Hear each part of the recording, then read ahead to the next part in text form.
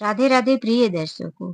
कुणाल, तुम्हारा यह बूढ़ा पिता जब बीमारी में इतनी रोटियां खा जाता है, तो तुम यह बताओ, जब इसकी तबीयत ठीक रहती होगी तो यह कितना खाता है? किसने बोल दिया कि यह बुढ़ा बीमार है? गांव के देहाती लोग पता नहीं खाने पर इतना क्यों टूट पड़ते हैं, जैसा कभी देखा ना हो। हुआ ये था कि कुणाल के 70 वर्षीय पिताजी मध्य प्रदेश के एक गांव में रहते थे। जब कुणाल छोटा था तो कुणाल के माता पिता ने उसे पढ़ा लिखा कर इंजीनियरिंग करवाया। कुणाल को इंजीनियरिंग की डिग्री प्राप्त होते ही उसने मुंबई शहर के एक ब्रांच में एप्लीकेशन डाला था, जहां वह सेलेक्ट हो जाता है। इंजीनियरिंग की नौकरी पाते ही कुणाल मुंबई शहर आ जाता है और वह नौकरी करते हुए 2 साल के अंदर एक अपनी मनपसंद लड़की के साथ शादी कर लेता है। शादी के बाद तो वह एक आध बार अपनी पत्नी को गांव लेकर गया। मुंबई की लड़की उसके गांव को बिल्कुल पसंद नहीं करती थी। वहां का खाना, वहां का हवा पानी उसे अच्छा नहीं लगता था। इसीलिए वह अब मुंबई शहर में ही ज्यादा रहने लगा था। उसकी पत्नी ने किराए के मकान में रहते हुए कई बार बोला कि कुणाल, यह मकान बहुत छोटा है और हमारा अब एक बेटा भी आ चुका है। हमें अब अपना खुद का मकान ले लेना चाहिए। कुणाल अपने खर्चों को करते हुए उसमें से कुछ पैसे बचा कर रखा था। फिर उसने एक दिन अपने पिताजी से भी बोला, पिताजी, मुझे कुछ पैसों की जरूरत है। मैं मुंबई शहर में एक मकान लेना चाहता हूँ। तो कुणाल के पिताजी ने कहा, बेटा, तेरी माँ को 2 साल गए हुए हो गया है। जब से मैं भी बाहर कमाने नहीं जाता, जो मेरे बचे हुए पैसे हैं उसी से मेरा घर खर्च चलता है। खेतों को भी मैंने अधिया पे दे दिया है, मतलब कि जो भी मेरे खेतों में काम करता है उसका आधा ही मुझे मिलता है, आधा काम करने वाला ले लेता है। इसीलिए ज्यादा पैसे तो नहीं है, फिर भी मैंने अपने पास कम से कम 10 लाख रुपए जोड़ के रखे हैं। कुणाल यह बातें सुनकर बहुत खुश हो गया। पिताजी, 10 लाख की मदद हो जाएगी तो मेरा काम बन जाएगा। कुणाल के पिताजी 10 लाख रुपए दे देते हैं और कुणाल मुंबई में अपने भी सेविंग किए हुए पैसे के साथ एक फ्लैट ले लेता है। उसका फ्लैट 1 BHK का रहता है, एक बेडरूम, हॉल, किचन। समय गुजरता गया। कुणाल के पिताजी राम भजन की तबीयत अब खराब रहने लगी। राम भजन जी एक दिन अचानक से पेट दर्द के कारण इतना परेशान हो गए कि वह डॉक्टर के पास गए।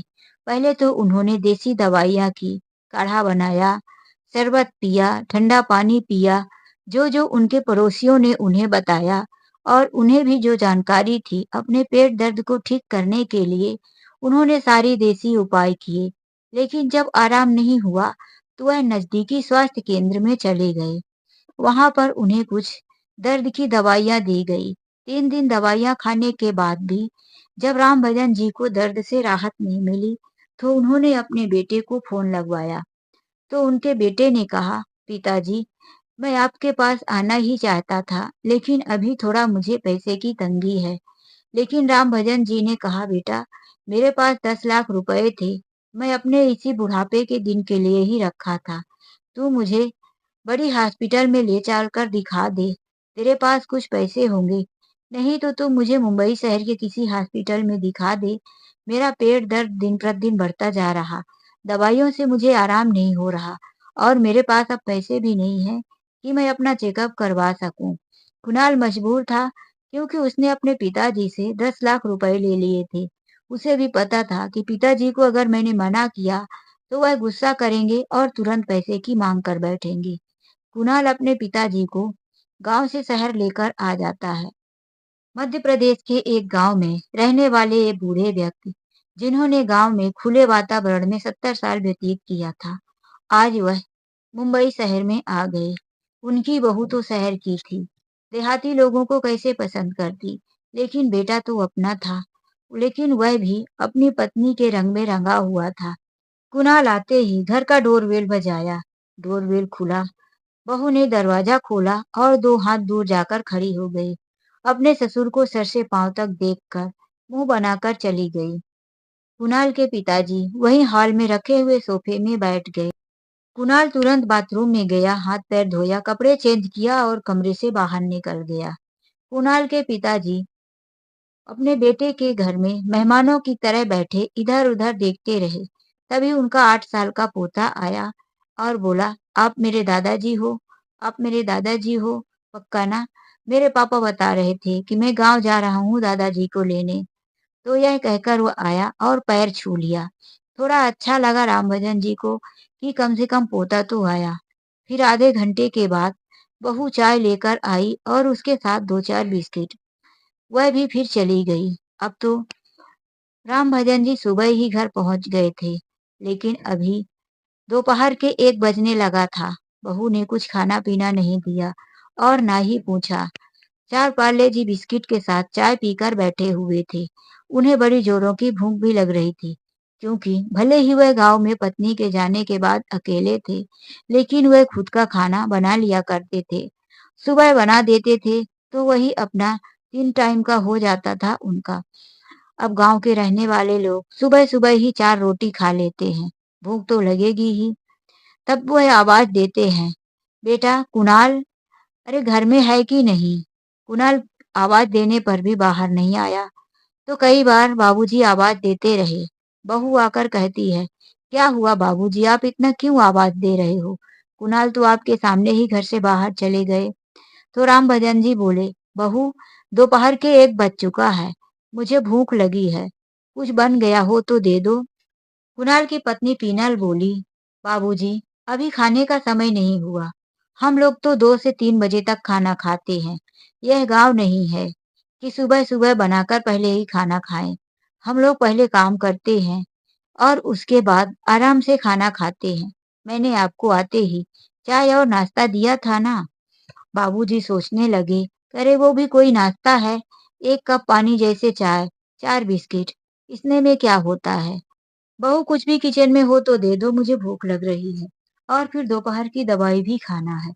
पीनल गुस्से से किचन में चली गई। आलू टमाटर की सब्जी और रोटी बनाकर ससुर के सामने रख दी। पहले तो उसने एक रोटी रखा था, फिर वह रोटियां बनाकर गरम रोटी लाकर रखती जाती। रोटियां भी मुंबई शहर के आटे की नरम और पतली पतली रोटी। बाबूजी रोटी खाते गए, खाते खाते 2 दिन के भूखे थे। छोटी छोटी रोटियां थी, इसीलिए वह 7 रोटी खा गए। यह देखकर पीनल को बहुत गुस्सा आ रहा था। वह मन ही मन सोच रही थी कि कहाँ हम लोग 2 से 3 रोटी खाते नहीं। यह बुढ़ा बीमारी हालत में भी 7 रोटियां खा गया है। तो जब यह ठीक होता होगा, तो वह कितनी रोटी खाता होगा। उसको अंदर ही अंदर बहुत गुस्सा आ रहा था। उसने सिर्फ अपने ससुर के लिए रोटियां बना दी और फिर अपने कमरे में चली गई। कुछ देर के बाद आई तो कहने लगी, "बाबूजी, यह सारा सामान यहाँ से उठाओ और एक साइड में रखो। अभी हमारे बेटे के ट्यूशन का टाइम है। जब उसके सर आएँगे, तो आपका यह बैग, यह पोटली, यह पानी का बॉटल इधर-उधर लुढ़का पड़ा है। पूरे घर को आपने तहस-नहस कर दिया। हम लोग ऐसे नहीं रहते।" उसकी बातें सुनकर रामभजन जी आश्चर्य में पड़े थे कि आखिर इसने बताया भी नहीं कि मुझे अपने सामानों को कहाँ रखना है। फिर मैं क्या करूँ, कहाँ रखूँ? तो रामभजन जी ने बोला, "बहू, तुम ही बता दो, मैं कहाँ बैठ जाऊँ और कहाँ अपना सामान रखूँ?" तो फिर वह एक छोटे से कमरे में लेकर गई। पहले उसका किचन बड़ा हुआ करता था, फिर उसने किचन को छोटा करवाकर एक स्टोर रूम बनवा दिया था। उसी कमरे में ले जाकर कहने लगी कि इसी में अपना सामान रख लो और लो। वह एक पुराना सा गद्दा लेकर आई और बोली, "इसी में आराम करो। बाकी हॉल में इस तरह से सोफे में धोती कुर्ता पहनकर बदबू वाले कपड़े वहां मत बैठे रहना। कोई आ गया तो मैं क्या जवाब दूंगी?" बाबूजी सोच रहे थे कि कोई आ गया तो क्या मैं इंसानों जैसा नहीं दिखता? क्या मुंबई शहर के लोग बहुत अच्छे और खुशबू मारने वाले होते हैं? हे भगवान! यह कैसी दुनिया है? कैसे-कैसे लोग हैं? इंसान इंसानों से ही नफरत करता है। ये मेरी बहू मुझे कितना पराया समझती है। मुझे देखकर कहती है कि कोई आ गया तो मैं क्या जवाब दूँगा? अरे यह बता नहीं सकती कि मेरे ससुर हैं। वह मन ही मन में बहुत कुछ सोच रहे थे, लेकिन क्या करें, उनको दवाइयाँ जो करवानी थी, वह चुपचाप वहीं उसी कमरे में पड़े रहे। दवाई खाने के बाद 2 दिन के सफ़र के बाद उन्हें नींद आ गई। शाम को जब वह उठे, तो पानी पीने के लिए किचन की तरफ चले गए। कमरे में उनकी बहू उन्हें देखकर बाहर निकली, बाबूजी कहाँ आप घुसे चले जा रहे हो? अरे किचन में आप कुछ गिरा दोगे, तोड़-फोड़ दोगे। रुको, रुको। तो वह बोलने लगे, बहू पानी पीना है, तो मैं कहाँ से पानी लूँ? फिर वह पानी निकाल कर दूर रख दी। ये रहा पानी ले लो और जब आगे से कुछ चाहिए होगा तो माँग लेना। बिना बताए किसी भी कमरे में मत घुस जाओ। बाबूजी को आज ऐसा लग रहा था कि वह एक अछूत हैं और जो किसी ब्राह्मण परिवार में घुस गए हैं, जहां उनके साथ छुआ-छूत का भेदभाव किया जा रहा था।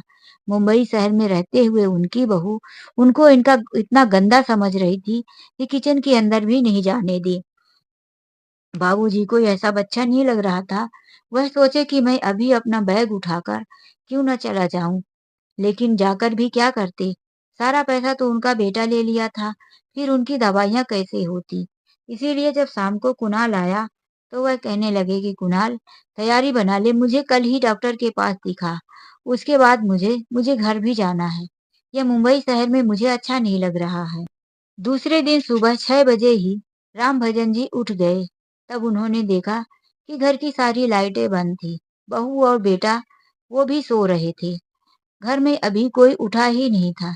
यह देखकर राम भजन जी दरवाजा ठोकने लगे। कुणाल अभी तक सो रहा है? देख सुबह के 6 बज गए बेटा।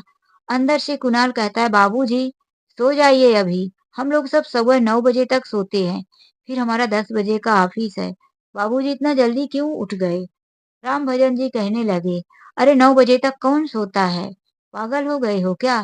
चल उठ, मुझे हॉस्पिटल भी जाना है। बहू को बोल दे मेरे लिए पराठा और सब्जी बना दे। मुझे हॉस्पिटल में भूख लगेगी। हॉस्पिटल में कहीं देर हो गई तो वहां मैं क्या खाऊंगा? अब कुणाल और कुणाल की पत्नी यह सब सुनकर परेशान हो गए थे। कुणाल उठकर बाहर आया। उसकी पत्नी आंख मलते हुए कहने लगी, अच्छी भला पाल लिया है। 6 बजे सुबह सुबह उठकर इनके लिए पराठा सब्जी बनाओ। अरे मैं तो 10 बजे भी नहीं बनाती थी।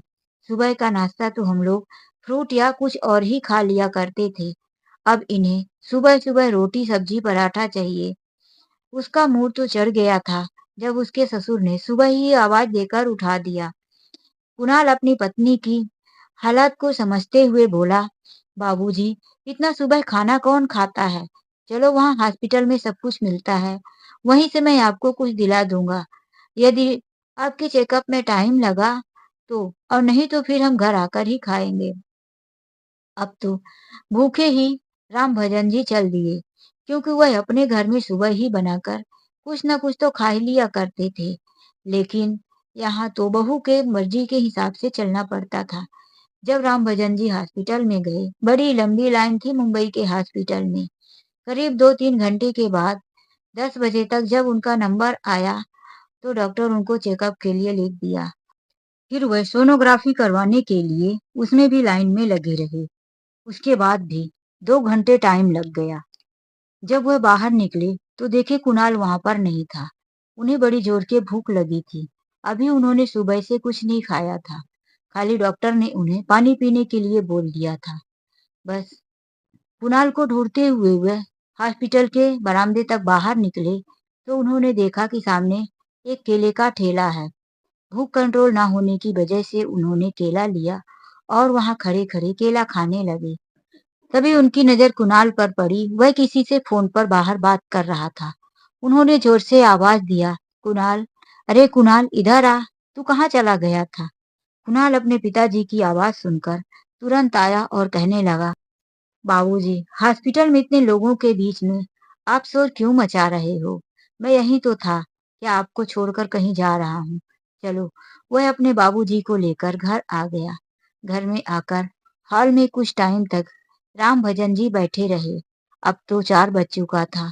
उन्हें लग रहा था कि घर जाते ही बहू ने दोपहर में जो खाना बनाया होगा वह लाकर सामने रख देगी।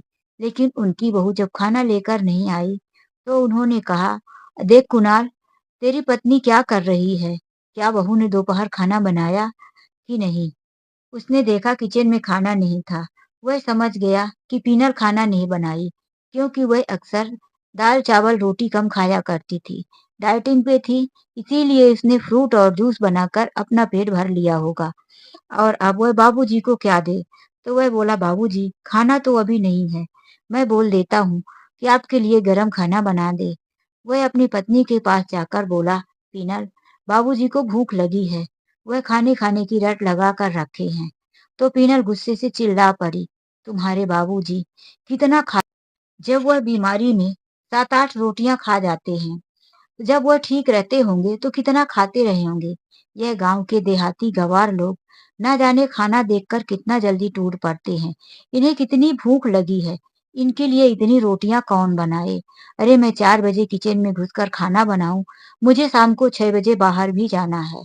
कुणाल अपनी पत्नी की बात का क्या जवाब दे। इतना जोर जोर से पीनल चिल्ला रही थी कि बाबूजी ने उसकी सारी बातें सुन ली। वह उसी छोटे से कमरे में आराम करने चले गए, लेकिन पीनल खाना बनाने के लिए नहीं उठी। रात को वह जब घूम फिर कर आई और फिर खाना बनाने लगी, तो बाबूजी को 4 रोटी दे दी।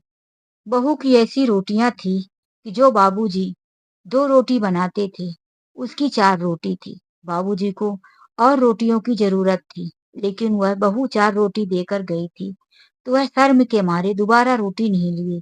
उन्होंने बोल दिया कि बस बहू, अब मुझे भूख नहीं है। बाबूजी आधा पेट ही खाकर सो गए। दूसरे दिन सुबह ही उन्होंने कहा, उठ कुणाल, चल मुझे हॉस्पिटल में, डॉक्टर ने मेरा रिपोर्ट निकाल दिया है, और चल वह लेकर मेरी दवाइयां जल्दी से करवा। जब बाबूजी की रिपोर्ट आई तो उन्हें पता चला कि उनके पेट में पथरी है। उन्होंने कुणाल से बोल दिया कि तू मेरा जल्दी से ऑपरेशन करवा दे।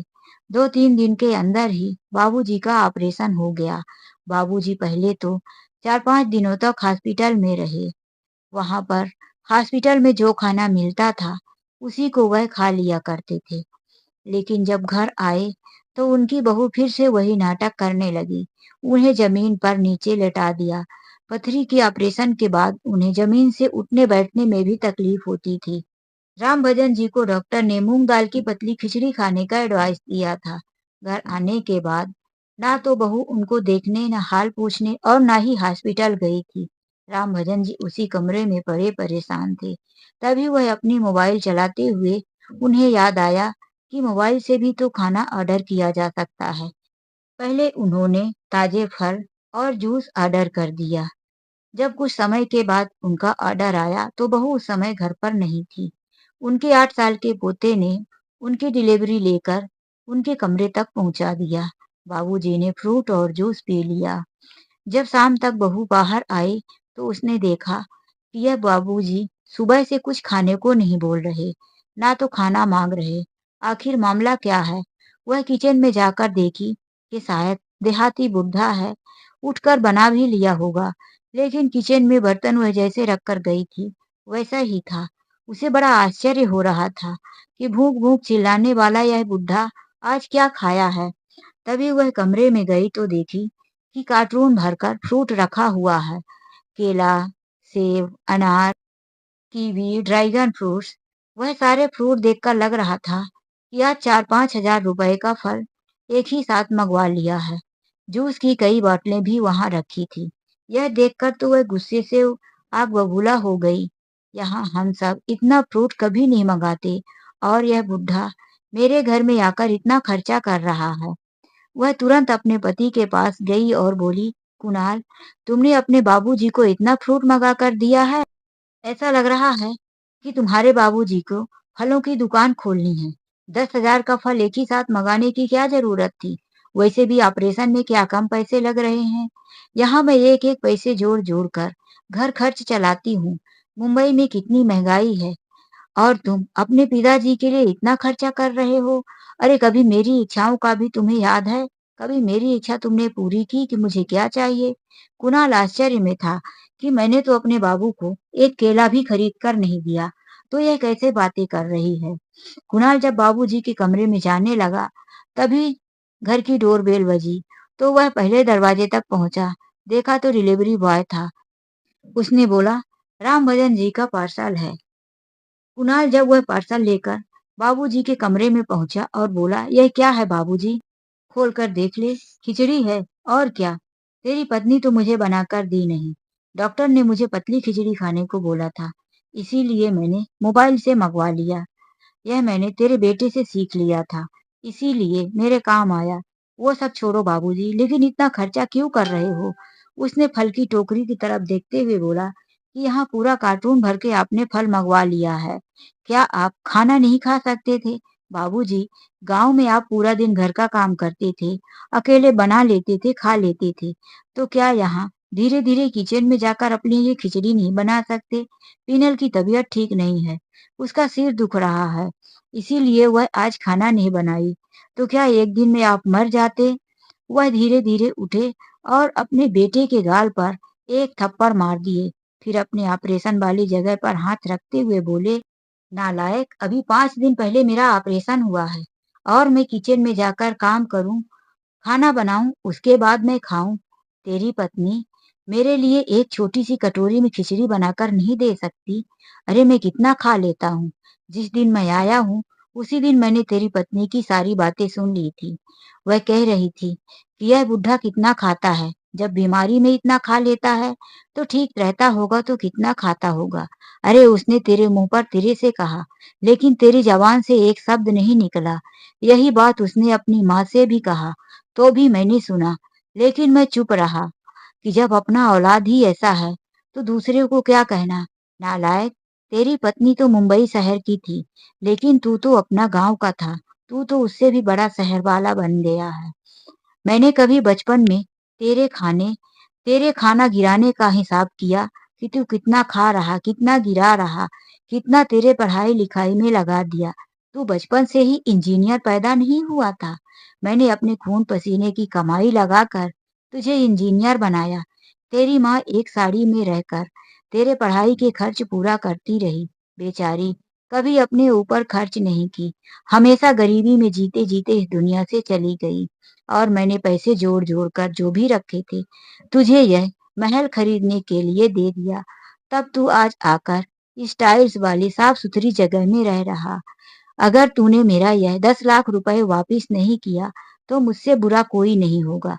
जितना तेरे ऑपरेशन में लगा हो, काट ले अपने पैसे। मुझे तेरा एहसान नहीं चाहिए। मैं अभी इस घर से जा रहा हूँ। हाँ, और मेरा पैसा जल्दी से जल्दी मुझे भेज देना, नहीं तो पैसे निकलवाने के और भी तरीके मुझे आते हैं। यह कहकर बाबूजी धीरे-धीरे अपना कपड़ा अपने बैग में भरने लगे और फिर वह अपना सामान लेकर अपने पेट को दबाए हुए धीरे-धीरे अपने बेटे-बहू के घर से निकल चले। तो दोस्तों, यह कहानी आप लोगों को कैसी लगी? लाइक और कमेंट करके ज़रूर बताएँ। बाबूजी अभी-अभी 5 दिन का ऑपरेशन वाला शरीर लेकर घर छोड़ दिए, तो अच्छा किए या बुरा? क्या बाबूजी को अपमान सहकर अपने बहू-बेटे के घर में पड़े रहना चाहिए था, जब तक कि वह ठीक नहीं हो जाते थे? दोस्तों, आप लोगों की क्या राय है? अपने अनमोल विचार कमेंट बॉक्स में ज़रूर लिखें। तो चलिए मिलते हैं एक ऐसी ही नई कहानी के साथ। आज के लिए बस इतना ही। राधे-राधे, जय श्री कृष्णा।